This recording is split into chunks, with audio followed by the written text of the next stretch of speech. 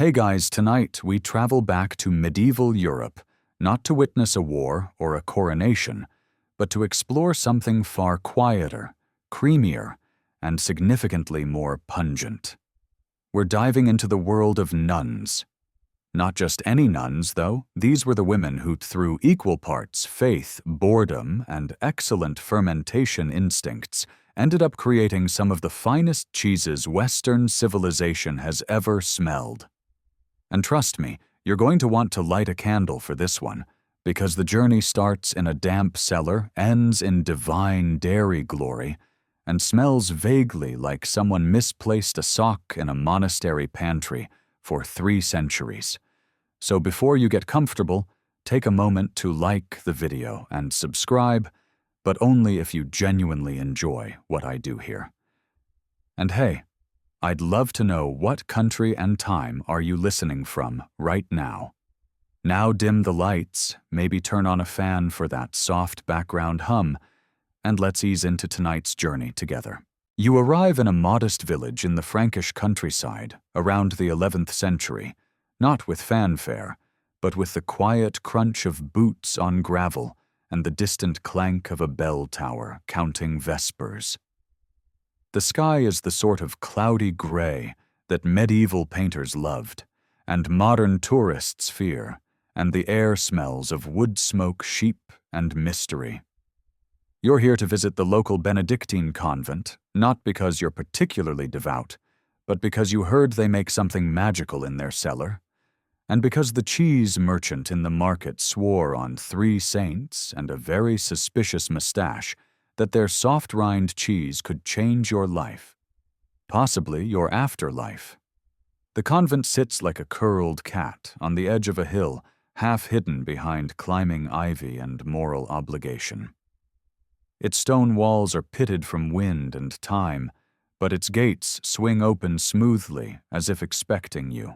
A nun greets you with the kind of smile that suggests she knows everything about you, including the embarrassing bits, and still offers you soup. She's Sister Heloise, and she's about to give you the cheesiest tour of your life. Now, historians still argue whether medieval nuns were truly the unsung champions of European cheese, or whether they just happened to be the ones who bothered to write things down, while everyone else was busy sword fighting or dying of questionable water. But what we do know is this: while monks were busy perfecting beer and calligraphy, nuns were elbow-deep in curds, experimenting with salting techniques, mold cultivation, and the fine art of turning milk into divinity. Sister Heloise leads you through a cloister lined with medicinal herbs, sage, thyme, and something suspiciously minty. She tells you that everything grown here is useful for healing seasoning, or occasionally disguising the scent of less-than-fresh dairy products. She hands you a bundle of lavender and encourages you to sniff deeply. You do. It's delightful. And probably helpful. She stops at a wooden door, reinforced with iron, produces a key the size of your forearm, and with a creak that echoes like a Gregorian chant, she opens the way into the cellar. Inside, it's cool, quiet, and smells unmistakably of cheese. Not the store-bought, shrink-wrapped kind, but the earthy, ancient kind like the past itself decided to take up residence in a wheel of brie. Mainstream historical fact, medieval cheese production in convents was often a blend of inherited Roman techniques and newer monastic innovations. Nuns kept detailed records, often mixing practical agricultural knowledge with spiritual guidance. Many modern cheese styles like Pont l'Evêque or Munster can trace their roots back to religious communities like these. The cellar is lined with shelves, wooden, slightly bowed under the weight of cheeses in various stages of transformation. Some are dusted with ash, others wrapped in leaves. A few are oozing gently in a way that suggests they may be sentient, or at least opinionated. You pass a small wooden stool that Sister Heloise says is the cheesemaster's seat. You ask if that's a formal title. She replies, only on Wednesdays. She leads you to a small vat set in a stone niche.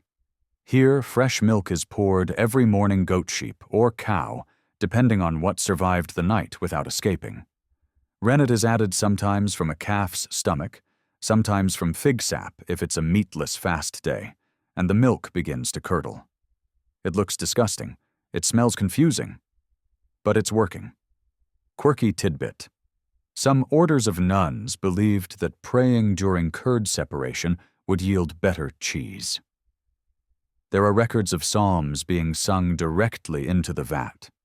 Whether this improved the flavor is debated, but it almost certainly improved the acoustics. Sister Heloise invites you to stir. You do gingerly. It jiggles. You pretend to be braver than you feel. Once curdled, the cheese is scooped into molds lined with cloth. The whey is drained off, usually fed to pigs, or turned into a surprisingly satisfying broth. The cheese is pressed with small hand-carved weights, often made of stone or bronze, some bearing tiny inscriptions, like Sanctus Idem, or Do Not Eat Until Thursday. You help carry a fresh wheel to a side shelf. It's soft, warm, and slightly quivering like a pudding with commitment issues. You sit for a moment as Sister Heloise scribes notes in a ledger.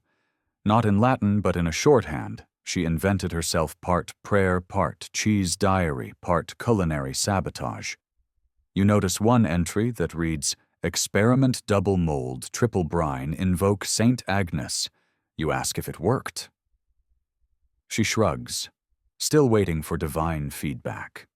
You help label a few cheeses with hand-cut parchment tags. Some bear names, others symbols, moons, birds, the occasional suspicious cat. You wonder if any of them are cursed? She doesn't answer. As you walk back up the stairs, the air warms. The scent of baking bread greets you like a hymn. You pass other sisters kneading dough, chopping herbs, debating theology, and whether cumin belongs in cheese. You hear someone say, only if it's Tuesday. No one argues. You finally step outside. The sun has returned. Birds chirp. A goat tries to eat your sleeve. You brush it away and realize you are now part of the sacred and semi-firm history of nun cheese. Congratulations. Your second morning in the abbey begins not with a bell, but with a scent. A very specific scent. Cheese in transition. It drifts through the narrow halls like a slow-moving theology lesson, equal parts damp cellar, sun-warmed hay, and something that might be feet. You're still wrapped in a wool blanket, blinking at the frescoed ceiling of the guest dormitory, when Sister Heloise knocks softly and informs you, Today we brine. You don't know what that means yet, but you nod anyway, like someone who has opinions about salt ratios. In the kitchen, the mood is brisk. Copper pots glint in the morning sun, and a tall sister with ink stains on her sleeves is grinding spices with the intensity of a monk decoding scripture. Another nun is stirring something so thick and white it could be early-stage frosting, late-stage porridge, or mid-stage divine revelation. You're handed a wooden spoon. Not optional. Sister Heloise guides you to a wide, shallow tub filled with what looks like water, but smells like the sea and penance. Brine heavy with salt herbs, and faintly the essence of every cheese that's come before. You peer into its surface, half expecting to see your ancestors. Today's cheese is yesterday's soft, unassuming round that now gets its baptism. One by one you submerge the rounds into the salt water, letting them absorb character. Some float, some sink. Some seem to reconsider their life choices halfway through and do a gentle pirouette. Mainstream historical fact. Brining was essential in medieval cheesemaking. It preserved the cheese-enhanced flavor and encouraged the development of specific rinds. Monastic brines were often reused, believed to improve with age, much like the nuns who handled them.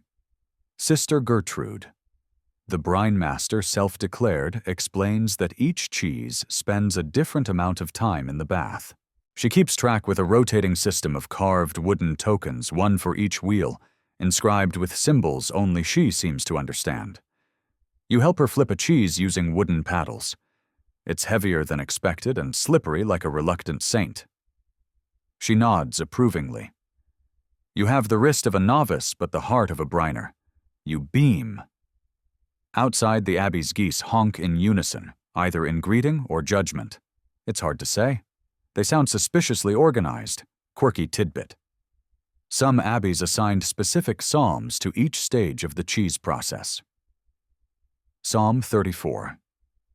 Taste and see that the Lord is good was a popular favorite, though some scholars argue this was less theology and more clever branding. Back in the kitchen, Sister Magdalene is preparing herbs for rubs and infusions. She shows you how to crush rosemary with a mortar carved from volcanic stone. We call it Saint Basil's bowl, she says, because it burns whatever doubts remain. You ask if that's theological. She just grins. You help rub a young cheese with a mixture of crushed juniper ash and wine. The scent is heady, earthy, and a little boozy. She explains this one's destined for a feast day, though which one is unclear. We celebrate whenever someone remembers the abbot's birthday, she whispers. You move next to a drying rack where linen-wrapped cheeses are aging gracefully like monks who have stopped answering questions. Each one gets rotated daily. Each one breathes. It's a little like caring for cranky sacred infants, ones who burp mold and smell like enlightenment. Historians still argue whether monastic cheese was deliberately designed to outlast plagues and sieges, or whether the long shelf life was just a happy side effect of storing dairy in caves and praying really hard. Regardless, some cheeses became so durable they were used as barter and occasionally blunt weapons. You pause for lunch, dark rye bread, a soft, fresh cheese rolled in herbs, and a bowl of thick lentil stew. It's humble but hearty. The kind of meal that makes you want to write poetry about beans. Later, you help log today's batches into the abbey's cheese ledger. The book is enormous and bound in cracked leather. Inside pages are filled with looping handwriting symbols and the occasional doodle of a particularly handsome goat. You point one out. Sister Heloise blushes. That's from Sister Agnes, she says. She was fond of inspiration. You flip to a page labeled Experiments. There's an entry from 1324 that reads, Tried washing rind in beer. Result strange dreams. Further testing required. You add your own note. Novice assistant showed promise. Mild salt splash incident. Reassigned to flipping. The sun has begun its descent, casting long golden lines through the stained glass windows. You're sent to the herb garden to collect calendula petals and nettles. You do so cautiously, the nettles are not subtle. But it's peaceful out here. A sister nearby hums a hymn while harvesting lavender. Bees wander by like tiny lazy monks. Back in the kitchen, the evening's cheese wheels are blessed, not officially, but affectionately. Sister Heloise traces a small cross in the air above each one and mutters something that sounds like half Latin, half kitchen gossip. May your rind bloom evenly, she says to one. May you not bloat like your cousin to another. And then you are free. You return to your cell, your arms sore, your apron stained, your heart oddly light. There's something about the quiet joy of this place, the way time passes, not in hours, but in batches, in brines, in daily reverence for dairy.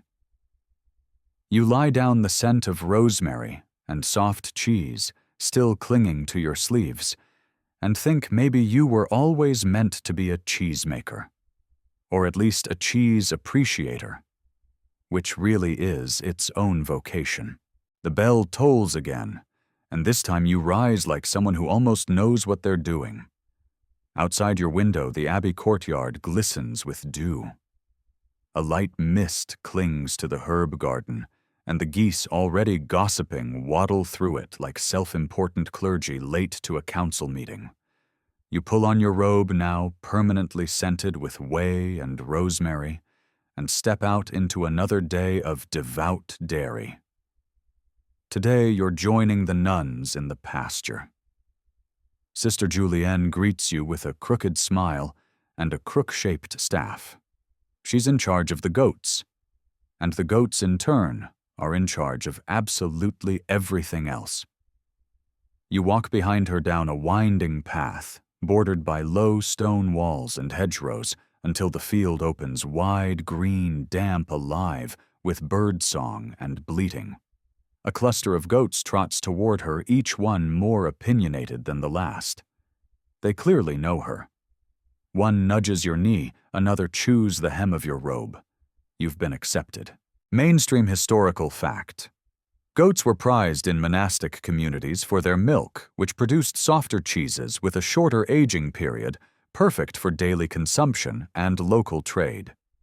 Their hardiness made them ideal for less fertile terrain, and their milk, while lower in volume than cows, offered rich, tangy yield. You help Sister Julienne guide the goats to a milking shelter, really just a wooden lean-to, with buckets and stools, and what might be prayer inscriptions etched into the rafters. She teaches you the rhythm grip-pull release. It's a slow, almost musical pattern. One goat refuses to cooperate unless sung to. You oblige whispering an off-key chant that vaguely resembles Greensleeves. She relents. You fill your first pail, triumphant, and then promptly spill it. Sister Julienne doesn't scold you. She just smiles, wipes the pail, and says, "That's why we milk the patient ones first." You nod and whisper an apology to the goat. Quirky tidbit. In one 14th century abbey, ledger a single goat named Matilda was awarded honorary sainthood by the kitchen staff after surviving 3 lightning strikes and once stealing the abbot's breakfast. Her likeness was carved into a cheese mold and used for feast day wheels. After milking, the pails are carried gingerly back to the abbey kitchen. You help strain the milk through fine cloth, watching it collect in wide ceramic bowls. It's creamy and warm, the color of soft parchment. Sister Theophan adds rennet, explaining that it's extracted from thistle in this house, not calves. "We prefer botanical miracles," she says with a wink. The curdling begins. You're handed a ladle and taught to stir slowly, respectfully, as if the milk might take offense. It thickens, separating from the whey in slow motion. You're told not to rush. Rushing results in grainy curds and bruised feelings. Once the curds are firm enough, you help scoop them into cheese molds, cylindrical wooden forms lined with linen. The whey pours out into buckets below. You're told it won't go to waste. Nothing here does. Historians still argue whether the nuns' meticulous dairy rituals were entirely spiritual in nature or simply brilliant craftsmanship disguised as piety. But when you watch Sister Theophan bless the curd before pressing it, whispering, "May your heart be firm but not inflexible," it's hard not to believe in both. The presses are tightened slowly. The curds squeak a little like soft complaints. The room fills with the scent of warm milk and purpose. Each mold is labeled with a carved wooden medallion date type, and occasionally a doodle. You notice one shaped like a fish. That's for Fridays, Sister Theophan explains. A cheese with a loophole you break for mid-morning meal. Bread again.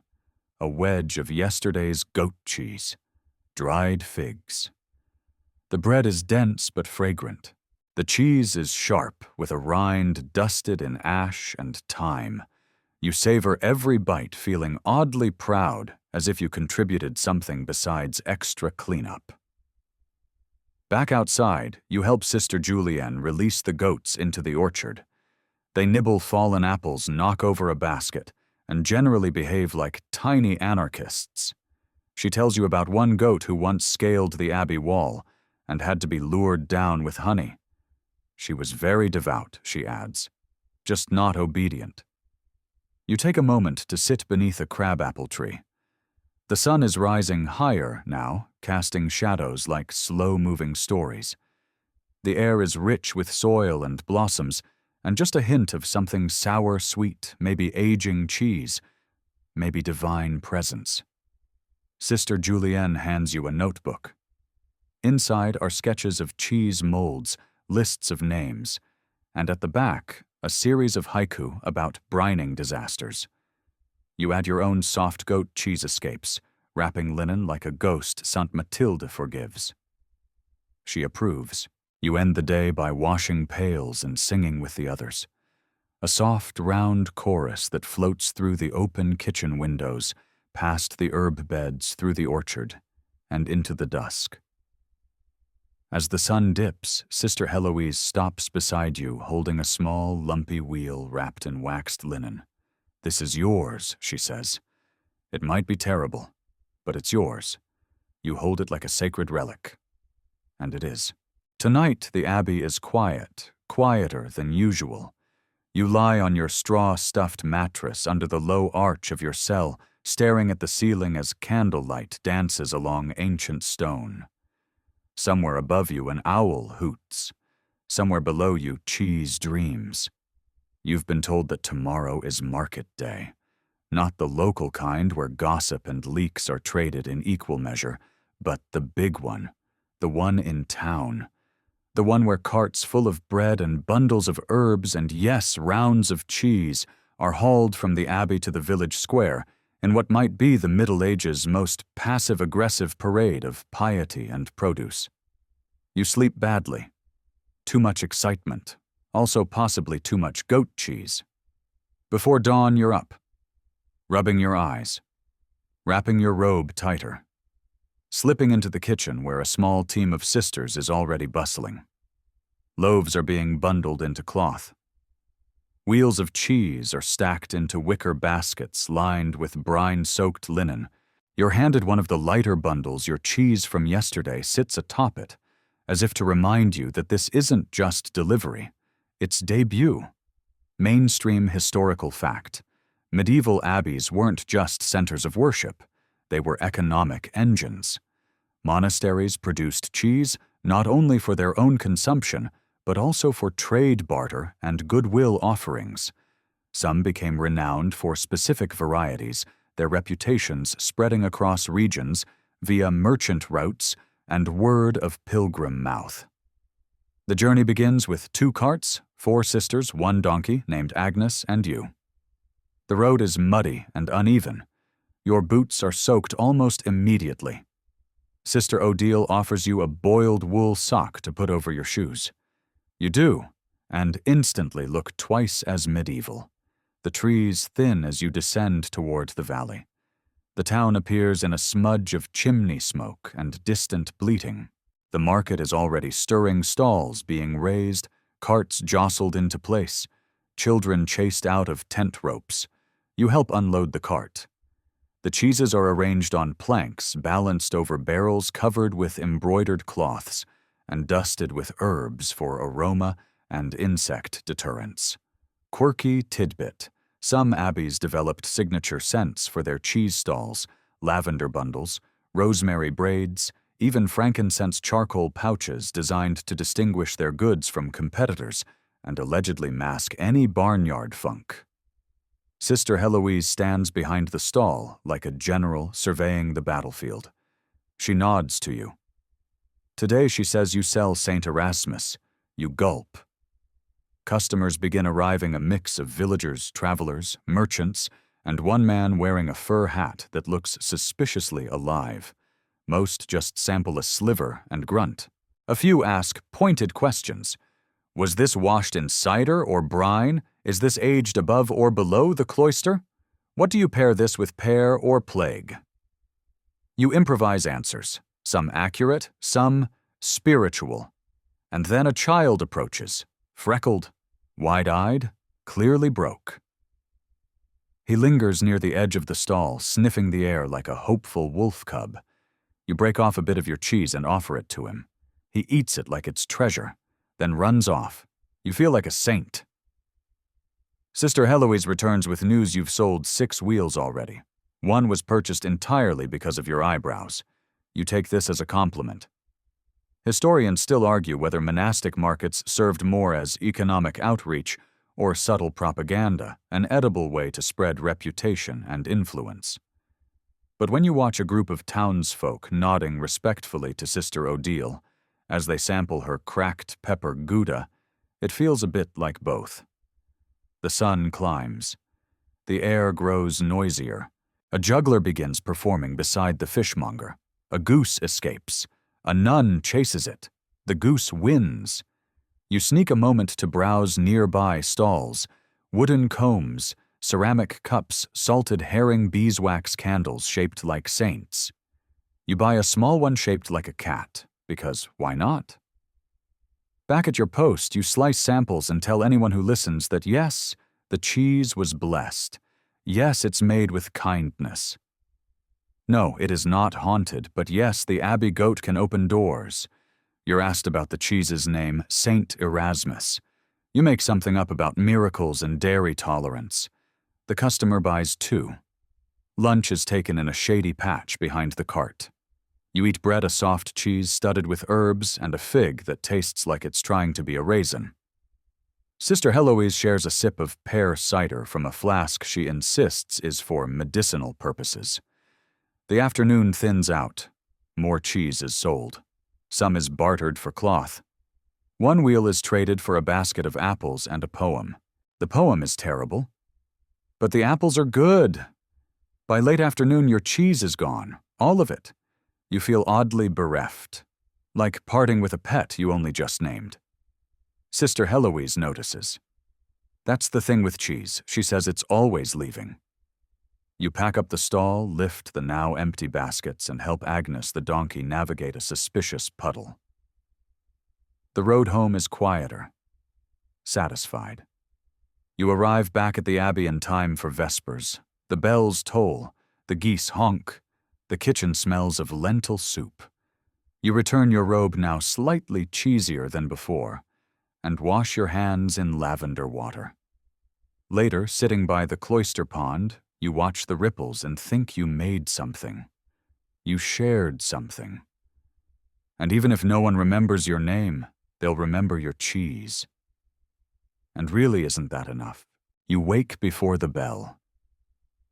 It's not the smell of cheese this time. It's the cold.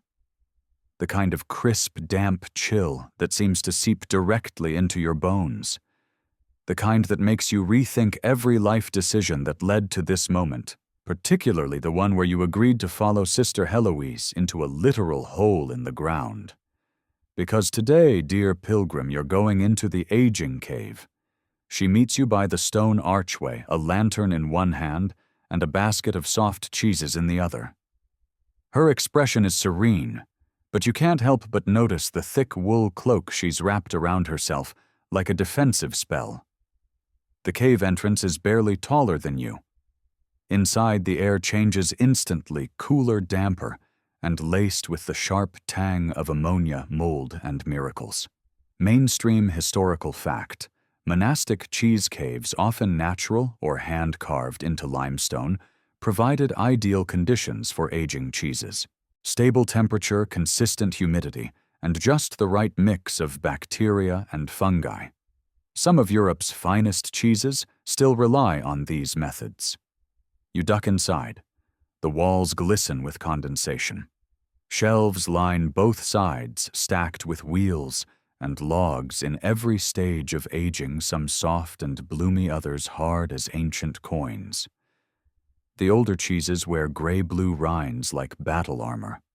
The young ones glisten with newborn optimism. Sister Heloise moves methodically, turning wheels, brushing mold with bristles made from horsehair, and tapping each cheese like a drum. Some sound hollow, some sound dense. You nod along as if you understand what this means. Quirky tidbit. Some abbeys recorded cheese baptisms rituals where newborn wheels were anointed with brine and given a name, often a saint's, to ensure divine protection against rot rats or impolite nobles with poor digestion. You're handed a cloth and shown how to rub down a particularly crusty specimen. It's labeled Sanctus Bartolomeus and smells like penance. You rub anyway. And here's the strangest part: you start to enjoy it. There's something meditative about the repetition, the care, the absurdity of forming a bond with a semi-solid dairy object. Each motion becomes a kind of prayer, not for miracles or salvation, but maybe for flavor. Historians still argue whether these caves were sacred spaces, Sister Heloise murmurs, or just the best we had. But down here, with lantern light flickering off stone walls and cheese breathing in slow fungal cycles, the distinction feels meaningless. You sit on a flat rock and sip a mug of warm whey broth, a nun specialty, apparently. It's salty, slightly sour, and weirdly comforting. Like soup that decided to give up halfway, but still wanted to help. The sisters begin singing above you, the sound echoing faintly down through a hidden shaft in the ceiling. You close your eyes and listen. The notes mingle with the dripping water, the scent of aging milk, the shiver in your spine, and you realize you're going to miss this. You'll miss the quiet absurdity, the sacred silliness, the way the nuns balance reverence with rot.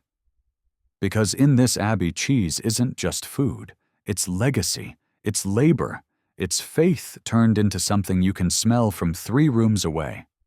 Eventually, you help carry the ripest wheels back towards the upper kitchen, each one wrapped in linen and prayers. Your final job is simple: stack them gently in the corner, and for heaven's sake, don't drop Saint Erasmus. He's temperamental and particularly oozy. You manage? Barely. Then you're outside again, blinking in the afternoon light. The abbey smells of herbs and wood smoke and fresh bread. Your hands are stained with brine. Your robe is streaked with whey.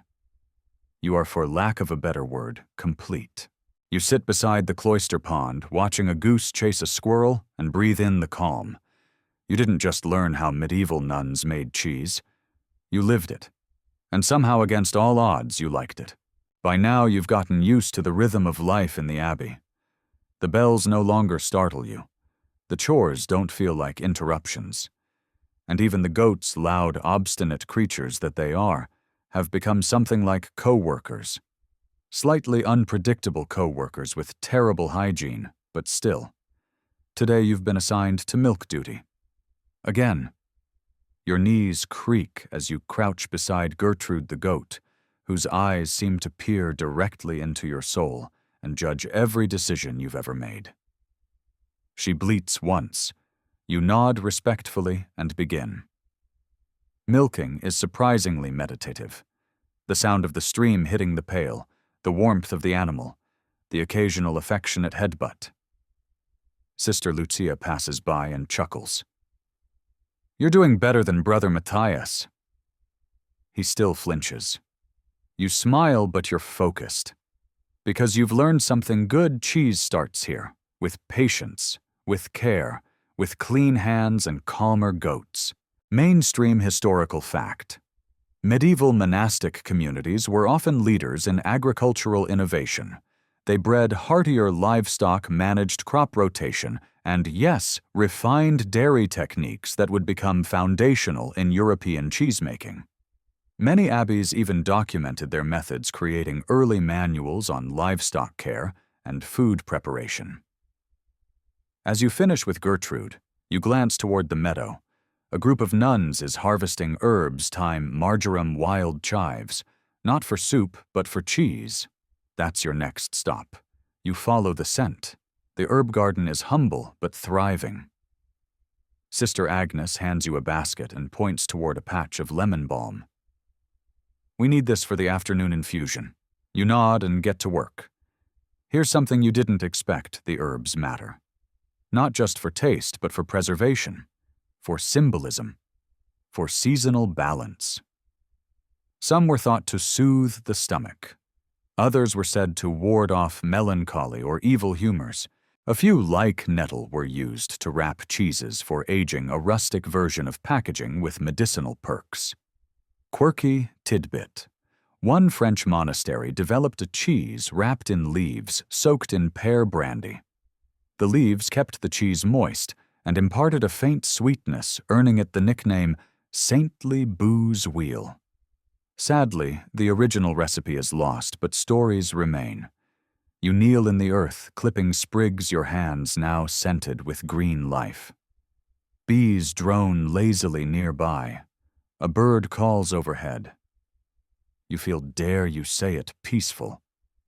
Historians still argue whether the nuns intended their cheese recipes to be preserved for posterity, Sister Agnes says beside you, or whether they simply wanted something tasty for supper. You glance over. She's smiling, but there's something serious in her tone.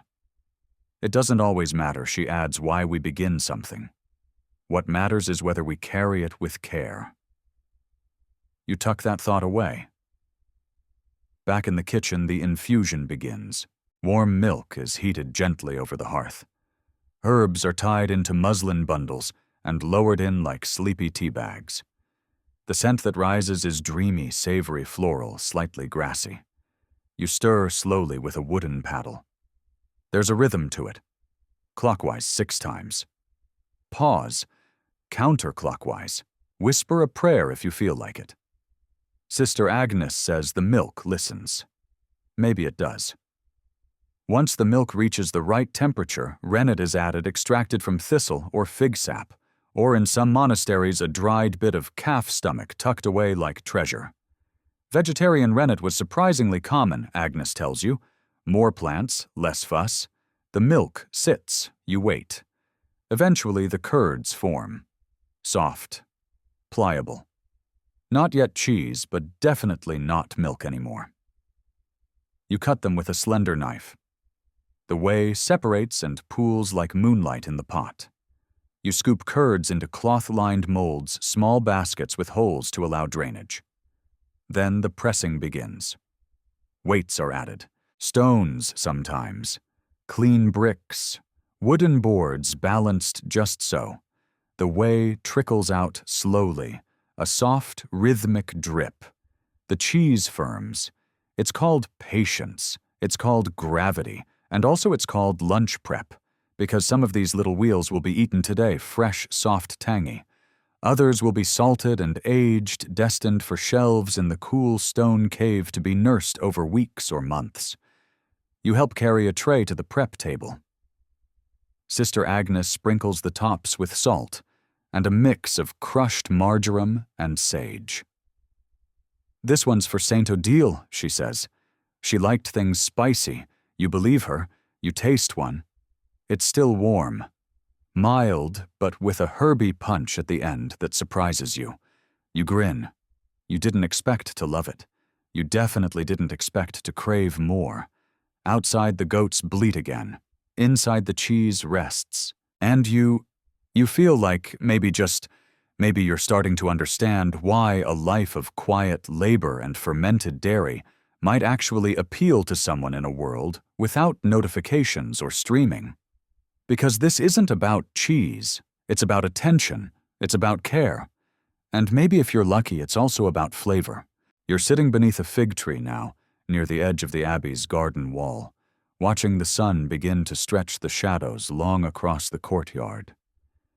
Your hands smell faintly of milk and marjoram, and a bit of goat, if you're being honest. In your lap sits a linen-wrapped bundle, the result of this morning's efforts. Inside one soft, still warm, fresh cheese round flecked with herbs, slightly damp with whey. You glance at the abbey tower as its bell gives a gentle single chime. Not a call to prayer this time, just a marking of the hour, just time announcing itself softly. A novice nun passes by carrying a basket of wildflowers. She nods at you and says, "It's the feast day of St. Milburga. We dress the altar with yellow today." She pauses, squints at your cheese. "Did that one behave?" You nod solemnly, and she walks on.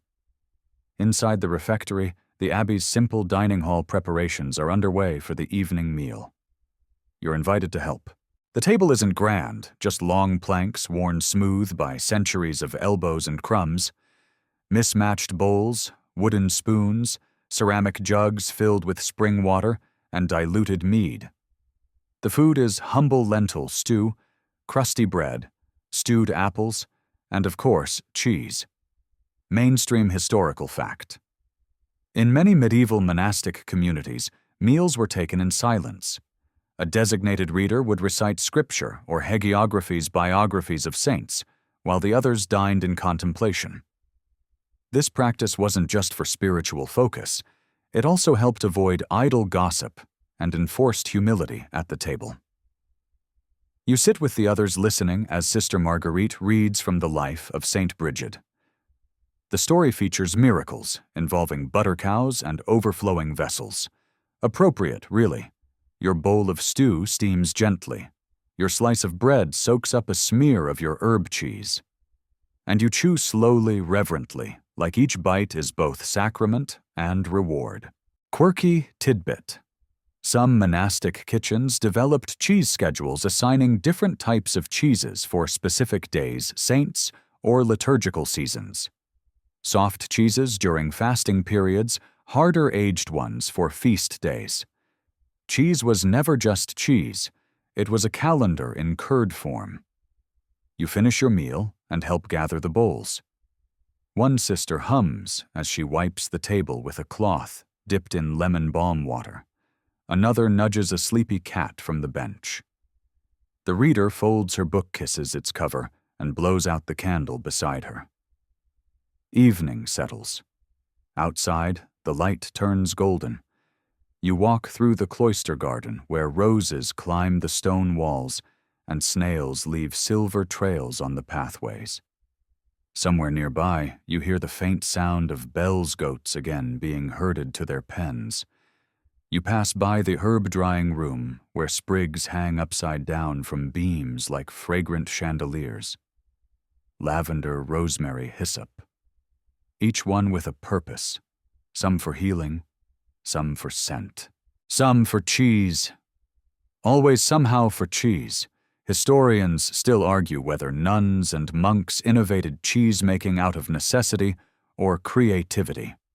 Sister Marguerite says suddenly beside you, as if she emerged from the scent itself. But I think they just wanted to get it right. She leads you to a side chamber you haven't seen, yet a scriptorium of sorts. Only instead of illuminated manuscripts, the shelves here are filled with clay tablets, slate boards, and faded parchments. Recipes, notes, adjustments, a cheese library. You scan the shelves. Soft wheel for cold months.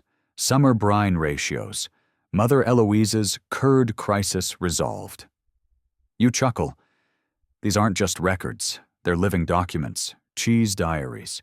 You ask if you can copy one. Better Sister Marguerite says, handing you a small board and a sharpened piece of charcoal. Add your own. You blink. Me, she shrugs. Every batch teaches something. You stare at the blank board. Think. Then slowly you begin to write, today lemon balm infusion in warm milk. Slightly strong but balanced by sage. Pressed into small molds. Named it Saint Gotilda. You pause, grin, and add, still miss salt shaker. Sister Marguerite smiles. You're catching on. The room smells like old paper and dry time. The light fades. You place your board on the shelf beside hundreds of others. A tiny addition to a very long story. Back outside, the sky has shifted to twilight. Nuns in russet and indigo robes walk the paths like gentle ghosts. You return to your spot beneath the fig tree. Your cheese bundle is still there. You unwrap it. You break off a piece. It's cooled now. Firmer, but still tender with a soft center and the scent of the garden. You take a bite. This time it tastes like something you made. And that makes all the difference. Because this isn't just about technique. It's about memory, It's about paying attention to what you're doing with your hands while the rest of the world tries to move too fast. The abbey bell rings again, soft, final low. You chew slowly, and you let it ring. You wake before the bell. It's not the smell of cheese this time. It's the cold. The kind of crisp, damp chill that seems to seep directly into your bones. The kind that makes you rethink every life decision that led to this moment, particularly the one where you agreed to follow Sister Heloise into a literal hole in the ground. Because today, dear pilgrim, you're going into the aging cave. She meets you by the stone archway, a lantern in one hand and a basket of soft cheeses in the other. Her expression is serene, but you can't help but notice the thick wool cloak she's wrapped around herself, like a defensive spell. The cave entrance is barely taller than you. Inside, the air changes instantly, cooler, damper, and laced with the sharp tang of ammonia, mold, and miracles. You duck inside. The walls glisten with condensation. Shelves line both sides, stacked with wheels and logs in every stage of aging, some soft and bloomy, others hard as ancient coins. The older cheeses wear gray-blue rinds like battle armor. The young ones glisten with newborn optimism. Mainstream historical fact, monastic cheese caves, often natural or hand-carved into limestone, provided ideal conditions for aging cheeses. Stable temperature, consistent humidity, and just the right mix of bacteria and fungi. Some of Europe's finest cheeses still rely on these methods. Sister Heloise moves methodically, turning wheels, brushing mold with bristles made from horsehair, and tapping each cheese like a drum. Some sound hollow, some sound dense. You nod along as if you understand what this means. You're handed a cloth and shown how to rub down a particularly crusty specimen. It's labeled Saint Bartolomeus and smells like penance. You rub anyway. And here's the strangest part: you start to enjoy it. There's something meditative about the repetition, the care, the absurdity of forming a bond with a semi-solid dairy object. Quirky tidbit. Some abbeys recorded cheese baptisms rituals where newborn wheels were anointed with brine and given a name, often a saint's, to ensure divine protection against rot rats or impolite nobles with poor digestion. Sister Heloise smiles faintly. This one, she says, patting a pale yellow cylinder resting on a slab of slate, tried to escape last winter. Rolled right down the hill into the stinging nettles. Took 3 novices to find it again. You stare at the cheese with newfound respect. A survivor. Historians still argue whether these caves were sacred spaces, Sister Heloise murmurs, or just the best we had. But down here, with lantern light flickering off stone walls and cheese breathing in slow fungal cycles, the distinction feels meaningless. She offers you a small flask of something warm, whey broth. A nun specialty, apparently. It's salty, slightly sour, and weirdly comforting. Like soup that decided to give up halfway, but still wanted to help. You sip and sit on a flat rock while the sisters work. Their rhythm is gentle. Brushing, turning, tapping. Each cheese receives its due attention. No favorites, no rush. Above, the faintest echo of song trickles through a hidden shaft in the ceiling. It's the morning hymn sung softly in the chapel above. You close your eyes.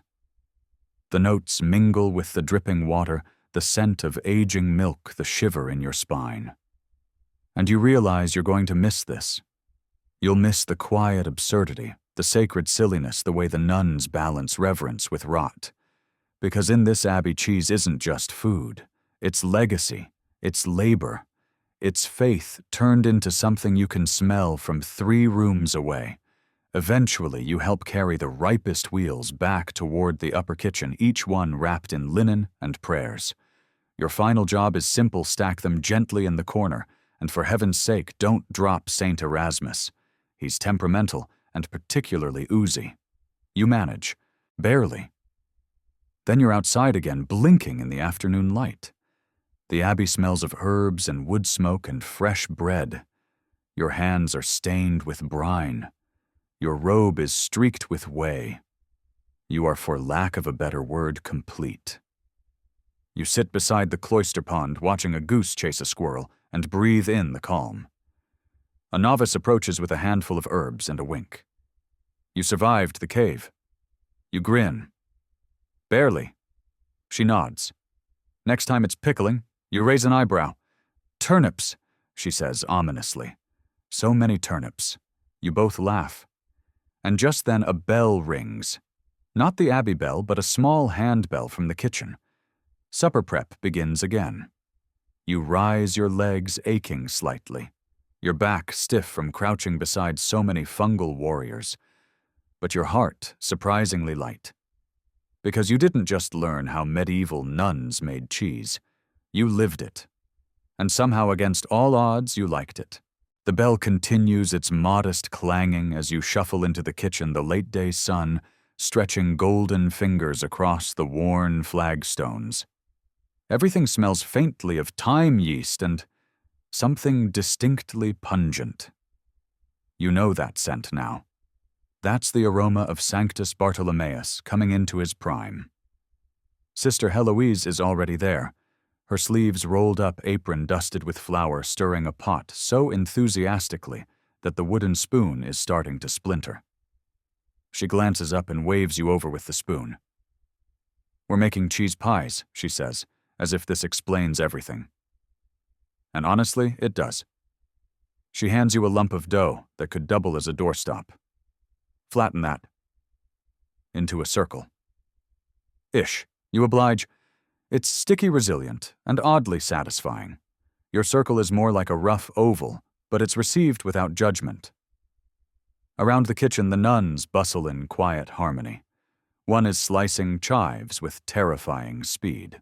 Another is grating a suspiciously dense wedge of cheese labeled Saint Vexatius. The third is checking on trays of what appear to be pickled onions and something beige that may or may not be a root vegetable.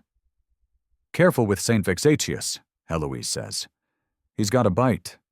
She wasn't joking. You're allowed a taste of the grated bits. It's sharp, salty, funky in a way that makes your eyebrows lift involuntarily. Mainstream historical fact.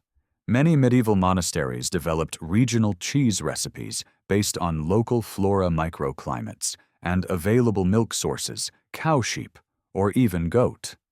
The result was a wildly diverse cheese map across Europe long before anyone thought to chart it. Quirky tidbit. Some cheese pies in abbeys were made with honey and rosewater, essentially creating a savory sweet hybrid that confounded visiting nobles. Supposedly, one minor duke referred to it as a confusing but excellent betrayal. You layer cheese into your pie crust, then fold it over like Sister Heloise showed you. She pinches the edges closed with a flourish and presses a carved seal into the top, an abbey tradition. Each pie marked not with a name, but with a symbol, a sheaf of wheat, a fish, a wheel, a starburst. Yours gets the spiral. Means journey, she says. Seems right. The oven an ancient brick behemoth with a door that groans louder than a penitent noble is opened, and pies are slid inside on wide wooden paddles. While they bake, the sisters set the long table. Mismatched plates, chipped mugs, linen napkins embroidered with initials of nuns who passed decades ago. There's no hurry, no panic. Just quiet steps, the soft clink of pottery, and the occasional whispered joke about how last week's bread resembled masonry. You help carry bowls of lentil stew to the table. The scent is rich, peppery, a little smoky. There's a side of fresh greens dressed in vinegar and crushed walnuts. And of course the pies. They emerge from the oven golden and bubbling, the seals puffed and proud like wax stamps on royal edicts. You all sit. No ceremony, no pomp. Just grace spoken softly in Latin, then passed into action with ladles and loaves and shared butter pats. The first bite of pie is revelatory. The crust is tender. The cheese, oh, the cheese is tangy earthy with a backnote of something herbal and divine. Maybe that's the Saint Vexatius talking. Or maybe it's the collective effort, the shared silence, the way every ingredient tells a story. You eat slowly, mindfully, aware of every flavor. Across the table, Sister Agnes tries not to smile as she watches you eat. She fails. Good, she asks. You nod. Better than penance, she adds. Barely, you reply. Laughter bubbles up, light and honest. And it hits you not for the first time and not for the last how much joy exists in this place, in a life made of repetition, ritual, and cheese. Historians still argue whether monastic kitchens were true centers of culinary innovation or simply very organized survival spaces. But this pie, this conversation, this moment, it's both. After the meal, there's cleanup, of course. Dishes washed in silence, dried in pairs, stacked with the care usually reserved for relics. You're given a slice of leftover pie wrapped in cloth for later, Sister Heloise says, though you suspect it's a reward for not dropping St. Erasmus earlier. Outside, the sun has begun to dip. The abbey stones glow honey gold. The bells ring again, not urgent, not scolding. Just present. You walk the cloister path alone for a while, the pie in hand, the warmth of the kitchen still curling in your chest. You pass a garden bed where beets and rosemary grow side by side. A novice sits nearby, reading a book twice her size, pausing only to shoo a particularly brave pigeon. You smile at her. She returns it. You think maybe I could live here? Then you remember the part where you almost froze in a cheese cave and nod to yourself. Maybe just seasonally. As the last rays of sunlight slip behind the hills, the abbey sighs into evening. You hear a cow lowing in the distance, someone ringing out a rag, a single high note from a recorder played by someone with more enthusiasm than skill. You find your spot by the cloister pond once more. The goose is back. The squirrel notably absent.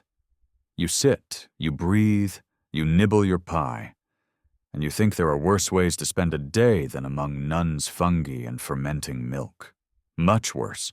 The next morning starts with silence, not the absence of sound, but the full-bodied kind. The kind you can feel resting on your shoulders, thick as wool, gentle as breath. The abbey sleeps in rhythms older than alarm clocks. And today you're up before the bells again. Not by duty, but by desire. You dress quietly in the cool pre-dawn robes, a little rumpled face, still warm from dreams of wheels of cheese that roll themselves into the sunset. And who could blame them today? You're helping in the scriptorium. Not exactly cheese-related, but essential nonetheless.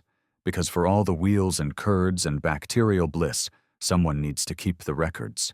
Someone needs to write down which saint was used in which recipe, how long they aged, whether they squeaked when sliced, and how many minor nobles cried upon tasting St. Eusebius the Elder.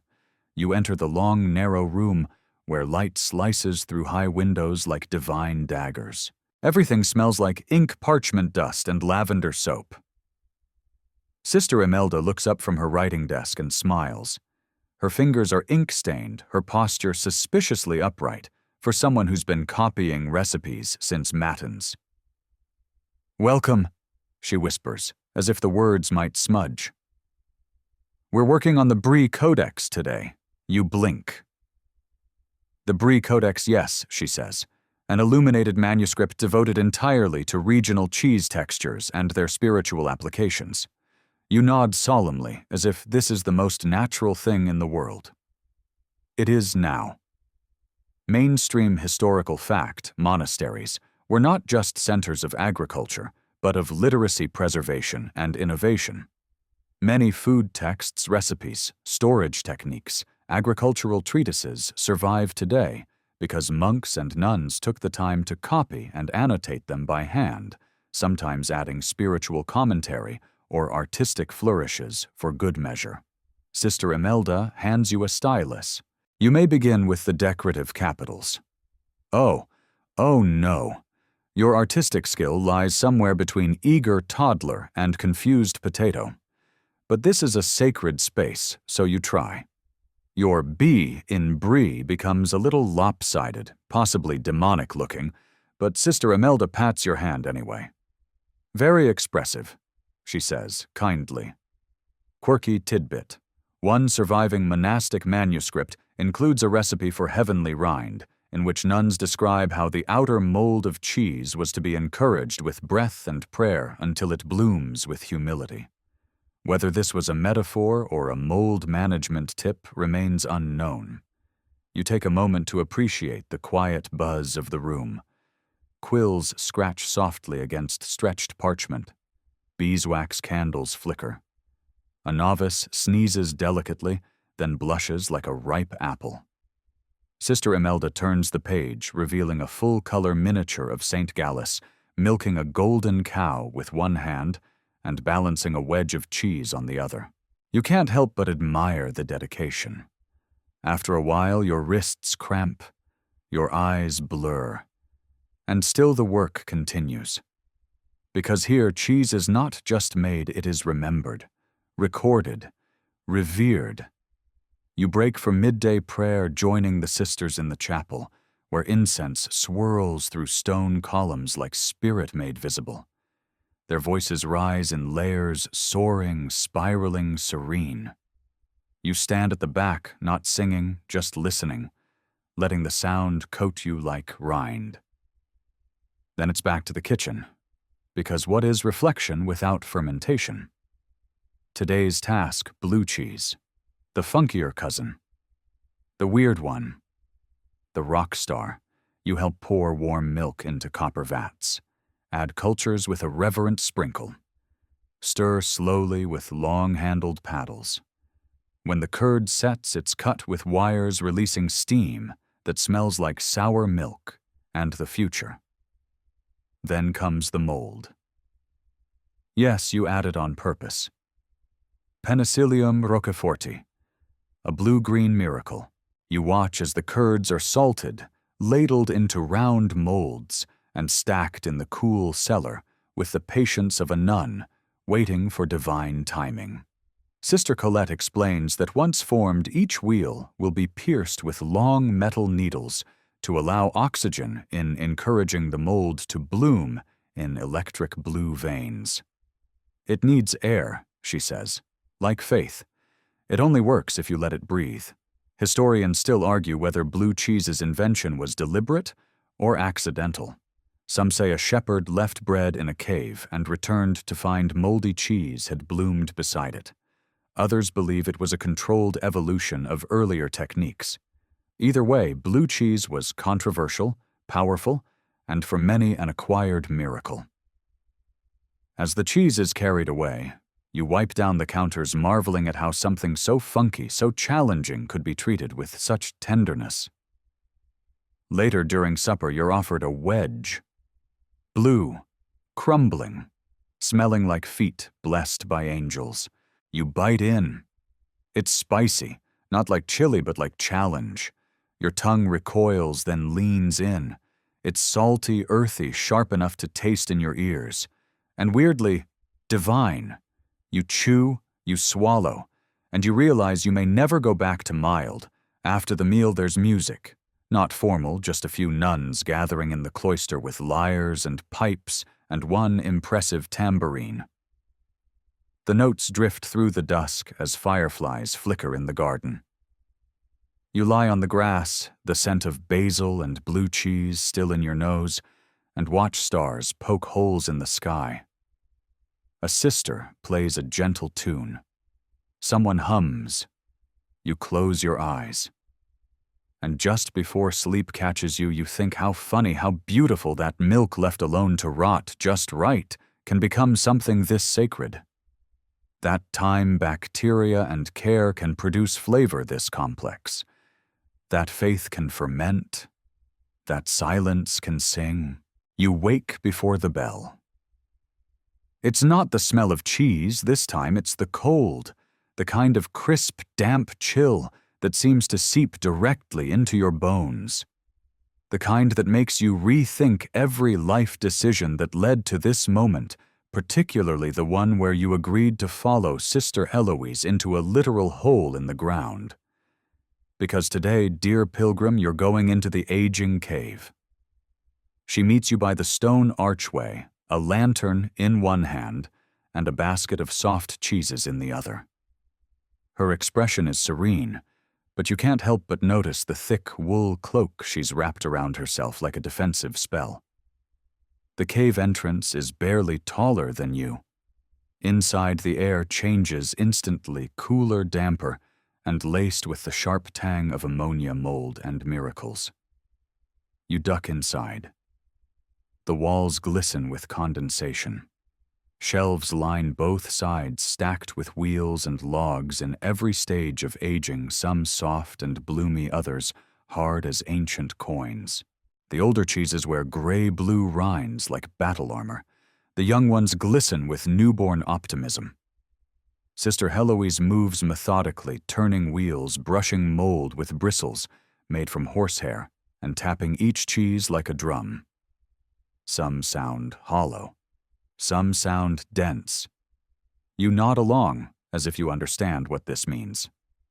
Mainstream historical fact, monastic cheese caves, often natural or hand-carved into limestone, provided ideal conditions for aging cheeses. Stable temperature, consistent humidity, and just the right mix of bacteria and fungi. Some of Europe's finest cheeses still rely on these methods. She stops by a wheel labeled Saint Bartolomeus. It's crusty, pungent, and visibly oozing at one edge. You're handed a cloth and shown how to rub it down gently. You do. And here's the strangest part: you start to enjoy it. There's something meditative about the repetition, the care, the absurdity of forming a bond with a semi-solid dairy object. Quirky tidbit. Some abbeys recorded cheese baptisms rituals, where newborn wheels were anointed with brine and given a name, often a saint's, to ensure divine protection against rot rats or impolite nobles with poor digestion. Historians still argue whether these caves were sacred spaces, Sister Heloise murmurs, or just the best we had. But down here, with lantern light flickering off stone walls and cheese breathing in slow fungal cycles, the distinction feels meaningless. You sit on a flat rock and sip a mug of warm whey broth, a nun's specialty apparently. It's salty, slightly sour, and weirdly comforting. Like soup that decided to give up halfway but still wanted to help. Above you, the sisters begin singing, their voices filtering faintly down through a hidden shaft in the ceiling. The notes mingle with the dripping water, the scent of aging milk, the shiver in your spine. And you realize you're going to miss this. You'll miss the quiet absurdity, the sacred silliness, the way the nuns balance reverence with rot. Because in this abbey, cheese isn't just food, it's legacy, it's labor, it's faith turned into something you can smell from 3 rooms away. Eventually, you help carry the ripest wheels back toward the upper kitchen, each one wrapped in linen and prayers. Your final job is simple: stack them gently in the corner, and for heaven's sake, don't drop Saint Erasmus. He's temperamental and particularly oozy. You manage. Barely. Then you're outside again, blinking in the afternoon light. The abbey smells of herbs and wood smoke and fresh bread. Your hands are stained with brine. Your robe is streaked with whey. You are, for lack of a better word, complete. You sit beside the cloister pond, watching a goose chase a squirrel, and breathe in the calm. You didn't just learn how medieval nuns made cheese. You lived it. And somehow, against all odds, you liked it. Later that evening, during Vespers, the nuns light candles in a quiet procession. You trail behind them, holding your own stubby taper, feeling oddly reverent. The flicker of flame bounces off stone walls, casting long shadows and deeper silences. And then at the altar, Sister Imelda presents the Brie Codex again. Not to read, but to bless. This isn't just a book about cheese anymore. It's a record of devotion, of tiny acts done with intention, of brined patience and quiet craftsmanship. And maybe that's what this place is all about. Not penance, not withdrawal, but presence, doing one thing fully, repeating it until it becomes prayer. Cheesemaking, chanting, sweeping the walk, each task infused with quiet care, each wheel of cheese a sacred offering that whispers I was made with hands and hope and microbial destiny. And as the candles gutter and the sisters bow, you find yourself bowing too. Not out of habit, but out of something you hadn't expected to feel here in a stone abbey filled with bacteria and bells. Gratitude. It's your final morning at the abbey. There's no fanfare, no grand farewell, just the usual hum of daily tasks, brooms whispering over flagstones, bread crusts being cut with practiced ease, and a quiet cough from someone in the herb garden who insists she's not catching cold, just catching time. You've packed what little you brought: a robe that still smells faintly of mold and warm milk, a pouch of dried herbs Sister Petronilla gave you, and of course a small wedge of cheese wrapped in waxed linen, gifted with a wink, and the stern reminder not to let it get too warm or too emotional. You're not sure what time your journey back begins. No one's given you a schedule. You've simply been told to wait by the wooden gate after prime. The rest, they say, will arrange itself. In the meantime, you wander. Past the orchard where pears dangle like golden bells. Past the apothecary shed where someone is loudly arguing with a goose. And finally into the quietest part of the abbey, the scriptorium. You'd expected it to be off limits, but Sister Margareta, the abbey's de facto librarian, gave you a sly nod this morning and whispered, "Go on." The parchments don't bite. Inside, the air is thick with the scent of ink and candle wax. Rows of wooden desks sit beneath arched windows, each one cluttered with open books, goose quills, and half-finished illuminations. You tread carefully as if walking through a forest of secrets. One sister is painting tiny gold stars into the margin of a page. Another is hunched over a passage of Latin, mouthing the words to herself, like a spell. You approach the only empty desk and find, to your surprise, a blank sheet of vellum waiting. Next to it, a quill, a pot of ink, a wedge of aged Gouda. Encouragement, perhaps. You sit. You don't write anything earth-shattering, just a simple line. A memory. A thanks. The ink flows smoothly. The parchment receives it without protest. This place has changed you, and now it has your handwriting too. Mainstream historical fact. Many medieval abbeys were responsible not only for cheese production, but also for the preservation and transcription of texts religious, scientific, culinary. Some cheese recipes survive because a monk or nun thought to jot them down in the margins of prayer books or herbal manuals. Quirky tidbit. In one 13th century French codex, a footnote about Brie is followed by a doodle of a smiling cow and the words, Domine salva caseum nostrum. Translation: Lord, save our cheese. You leave your tiny note unadorned. The sisters will find it later. Maybe smile, maybe nod, maybe tuck it away between pages of hymns and herb lore. You walk out slowly, letting the hush linger a little longer in your bones. Outside, the sun is kind, soft gold rather than blinding. The kind of light that makes stone glow and spider webs sparkle. You find yourself at the cheese storeroom again. Just one more peek. Inside, the familiar shapes greet you like old friends. The air is cool, tangy, a little damp. The shelves seem to recognize you now, as if your brief internship in mold maintenance granted you honorary status. You run your finger along a wheel labeled Sancta Agnes. It's soft, bloomy, fragrant, And you whisper a thank you not just to the cheese but to the hands that made it, to the cows that produced the milk, to the invisible colonies of bacteria doing their slow, sacred work. Historians still argue whether monastic cheesemaking was ever meant to be this poetic, or whether we're just romanticizing what was, at times, a laborious, smelly, and wholly practical endeavor. But here's the thing, when you step out of the storeroom and look back at the abbey, the cloistered walkways, the weathered stones, the ivy creeping like quiet ambition, you don't see practicality. You see grace. You see intention carved into every beam and bell. You see care made visible. Back at the gate, a donkey cart waits. The driver is asleep, hat over his face, reins draped casually over the side. You take this as a good sign.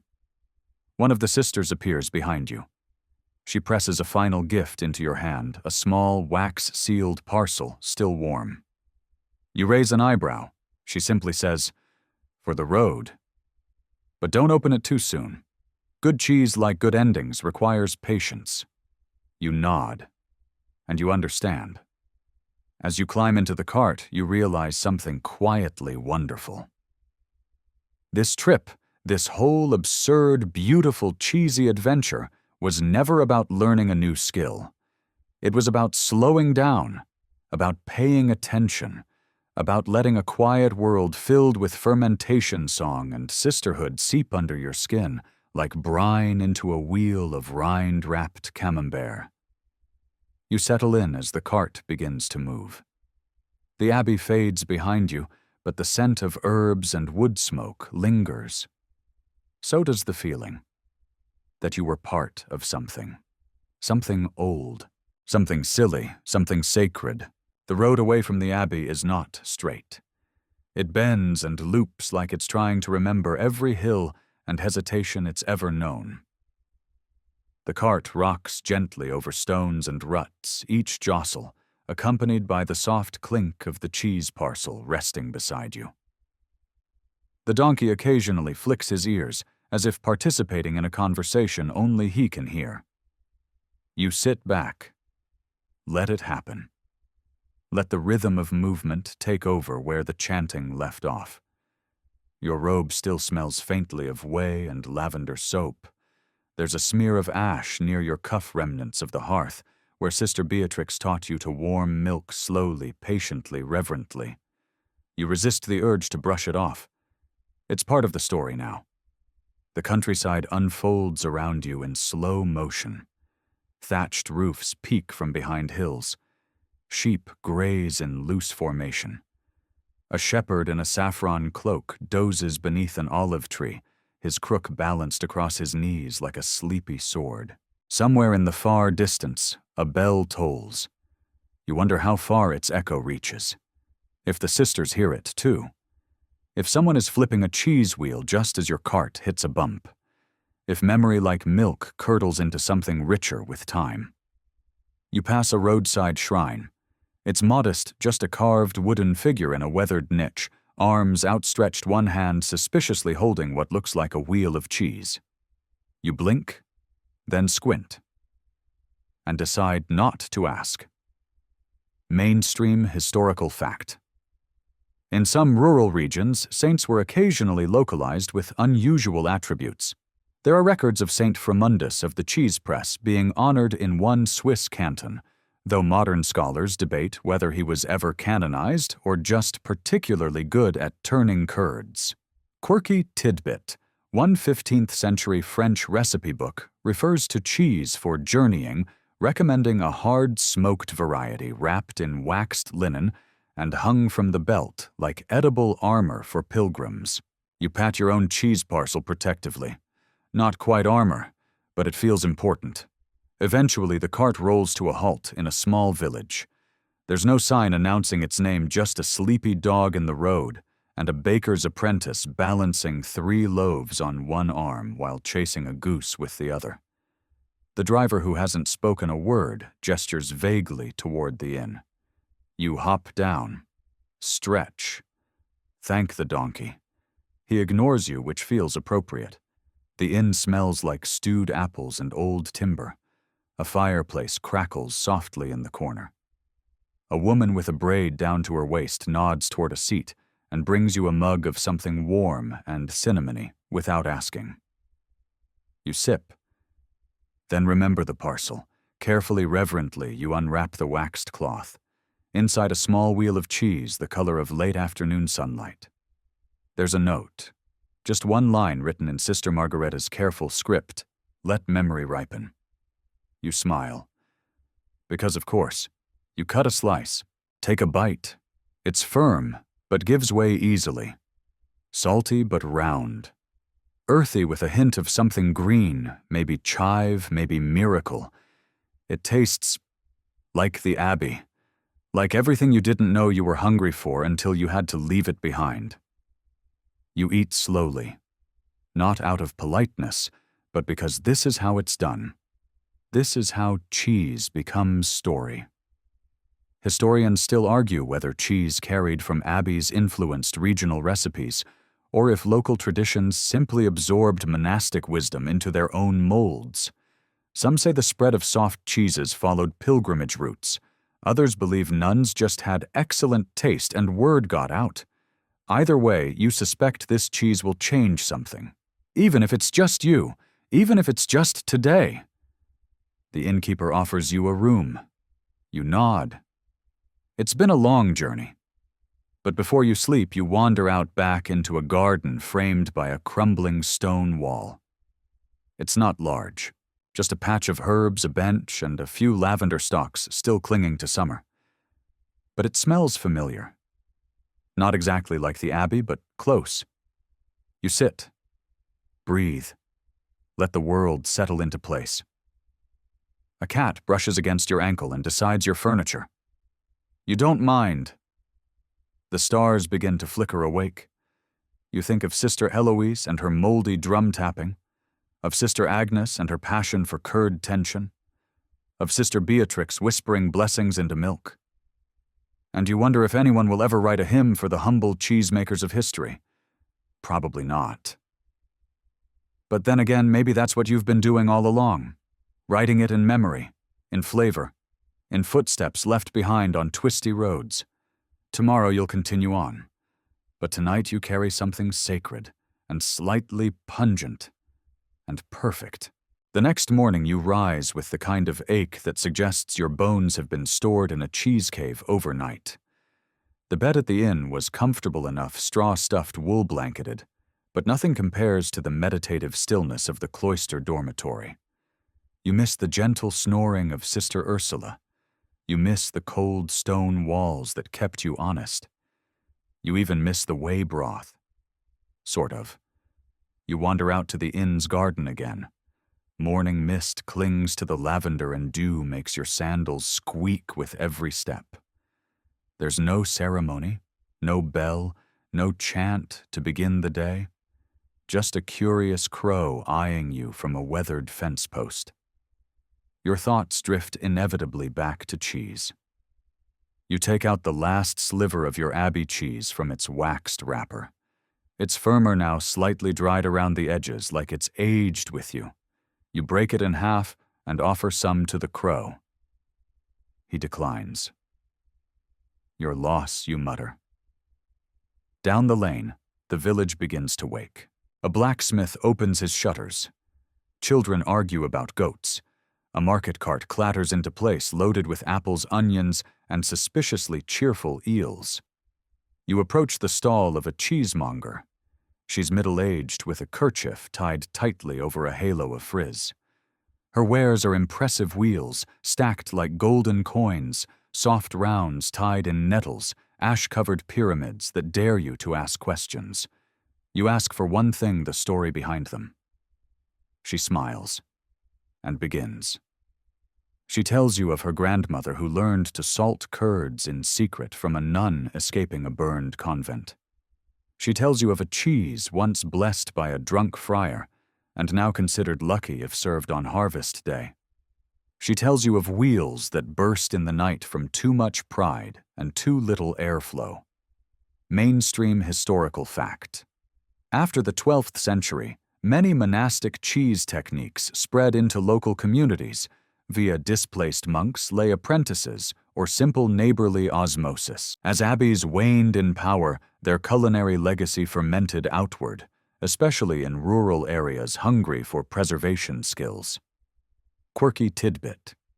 Some peasant households even carved initials into their cheeses to claim the batch from spoilage demons, or to identify which aunt made the one that exploded last Easter. You buy a small wheel named according to the cheesemonger the Mild Confession. It smells promising. You thank her and ask just out of curiosity if she's ever met Sister Heloise. Her expression changes, softens. She nods once. Years ago, she says, she traded me nettles for patience. Then turns away. You tuck the cheese into your satchel and continue on. Your road takes you through fields of rye and millet past hedgerows, brimming with rabbits who do not care for your presence, and into the foothills that rise like folded dough toward the horizon. Along the way, you pass old travelers, each one nodding or mumbling something about the weather and saints and knees. One offers you a flask of something bitter. You politely decline. Soon you find a shady grove and decide to rest. You sit on a mossy stone, unwrap your new cheese, and break bread with yourself. It's good, earthy, timid, thoughtful, like it's trying to live up to something ancient and still figuring it out. You think of all the cheeses you've tasted on this journey, some arrogant, some strange, some stubbornly bland. But each one spoke. Each one carried a whisper of the place it came from, of the hands that molded it, of the milk and morning it was born from. Historians still argue whether cheese tells a story of culture or survival, of taste or necessity. But sitting here with crumbs on your knees and crumbs in your heart, you're pretty sure it's both. A bee hovers nearby, interested in the rind. You let it investigate. You lean back against the tree trunk and watch the sunlight dance through leaves. And in that moment, it hits you. Cheese is not the point. It never was. The point was care. The point was attention. The point was turning something simple milk-time labor into something lasting. Something that could nourish body, soul, and punchline all at once. You breathe out. Close your eyes. Let the taste linger. A breeze rustles the trees. Somewhere nearby, a church bell rings. And you wonder if just maybe another batch is being turned right now by hands that once turned pages in prayer. You imagine Sister Agnes scoffing at your technique, Sister Margareta muttering a blessing, Sister Heloise winking through the steam, and you smile because you're part of it now, the great, stinky, sacred chain of dairy, and you're never going to look at a cheese plate the same way again. You don't remember falling asleep under that tree, but you do remember the dream. It wasn't a wild one. No cheese monsters, no nuns on flying wheels of brie, just silence and wind through cloister windows, and a song with no words that felt like it had always been there. Part lullaby, part recipe, part memory you inherited from someone else's grandmother. When you wake, your mouth is dry, and your satchel has become your pillow. The cheese you'd been nibbling is now a tiny rind by your elbow. The bee is gone. The sun has shifted to late afternoon, and the whole world feels like it's exhaling. You brush off a suspicious number of breadcrumbs, and stretch with a long, slow sigh. You feel different, not dramatically, not magically, just settled, like something inside you found its groove. You begin walking again, letting the path lead you wherever it wants. No map, no guide, just instinct and vaguely dairy-fueled intuition. Eventually, you find yourself on a ridge. Below, in the golden dip of a valley, lies another abbey. Not the same one, smaller, simpler. Smoke curls from a single chimney. In the courtyard, two women in plain habits are hanging linens in the breeze. There's a stack of baskets by the door, wicker wide-mouthed and unmistakably cheese-shaped. You hesitate, then wave. One of the women squints up at you, then gestures. Come on down. And because this story always knew it wasn't finished, you do. As you reach the gate, they smile, tired smiles weathered by sunlight and early risings. One of them hands you a bundle, wrapped in linen. Still warm. Inside, you guessed it. Fresh curd. She says, "We just finished. You want to help clean?" You nod. And you mean it, because this time you don't feel like a guest. You feel like a steward, a witness, maybe even a future legend if the right bard happens to oversell your involvement. You step inside. The kitchen is smaller than the last, but familiar. Clay pots on the shelf. Fire in the hearth, a basin full of cloudy whey. The smell is rich, sharp, honest, like effort, like old shoes and new promises. You roll up your sleeves. You rinse bowls. You help turn a crank that presses curds into their next incarnation. And somewhere between the third and fourth rinse, a voice beside you says, "You've done this before." You grin. A bit. She nods. You can stay the night. There's always a spare blanket. You don't say yes. You just keep helping. Outside, twilight bruises the sky with streaks of indigo and saffron. A single candle is lit in the chapel window. And now you understand. This was never about nuns or cheese. Not really. It was about time and care and how small things become sacred when repeated with love. You dry your hands, stretch your back, and lean against the wall. The other women are still working, talking softly, laughing in the way people do when they've done the same thing together for decades. You don't interrupt. You just watch. Just breathe. Just let the story finish wrapping itself around you like a warm, briny shawl. Because the truth is, this story doesn't end. It just curdles slowly into the next one. So now, dear listener, you're safe in the quiet of a kitchen that never sleeps. The fire has dimmed. The wheels have been turned. The linens folded. The curds pressed just enough. You're full, but not from food. From presence, from patience. From the strange, comforting knowledge that even in the middle of a chaotic world, someone somewhere is still whispering prayers over cheesecloth. You close your eyes. Hear the echo of footsteps on cloister stones. The rustle of robes. The drip of water on limestone. Everything slows. And in that stillness, you're reminded that sometimes the most powerful rituals are the softest ones. A stirring spoon. A murmured hymn. A single wheel of cheese waiting in the dark to become something more. You breathe deep, smell salt and stone and memory. The world outside can wait. Right now, you are safe. You are still. And you are cradled in a story that knows how to hold you. Sweet dreams, my friend.